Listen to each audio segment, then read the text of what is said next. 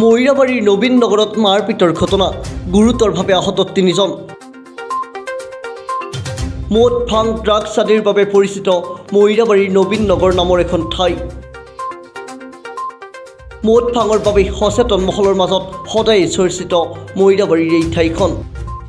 সাধাৰণ কথা এটাৰ বাবেই কালি ওচৰৰে 3জন যুৱকক নবীন নগৰৰ এটা দুষ্ট চক্ৰই আগভেটি ধৰি মাৰপিট কৰা ঘটনা পোহৰলৈ আহে।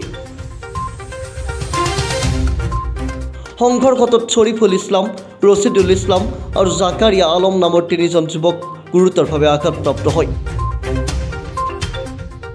আঘাতপ্ৰাপ্ত যুৱক 3জনক মহিৰাবাৰী হাস্পতাললৈ লৈ যোৱা হয় যদিও ইয়াৰে ৰছিদুল ইছলাম নামৰ যুৱকজনৰ অৱস্থা সংকটজনক হোৱাত উন্নত চিকিৎসাৰ বাবে নগাঁও অসামৰিক চিকিৎসালয়লৈ প্ৰেৰণ কৰে।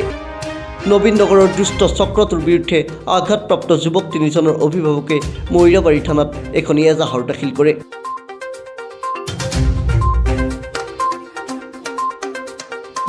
কি হয়েছে তোমার? তারা মিলে মারছে। কিও মারিছে?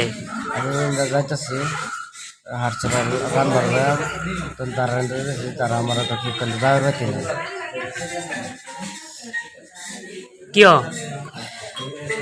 আমি যাই না কোথায় না বলে অ্যাক্সিডেন্ট হয়ে খালি গাড়ি তখন আমরা বলেছি ইমার্জেন্সি আমরা রান বাড়াতে লাগে আমরা যাইতেছি তারা আমার 5টা বাড়ি বাইরে গাড়িতে মারা কোনে কোনে মারিছিলে? জহিরুল, মুক্তার,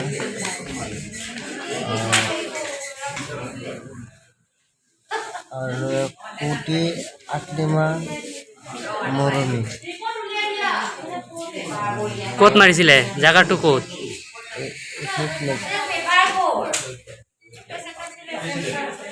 তোমাক যে মারিছিলে ঠাইটোৰ নাম কি? দিবানবতী।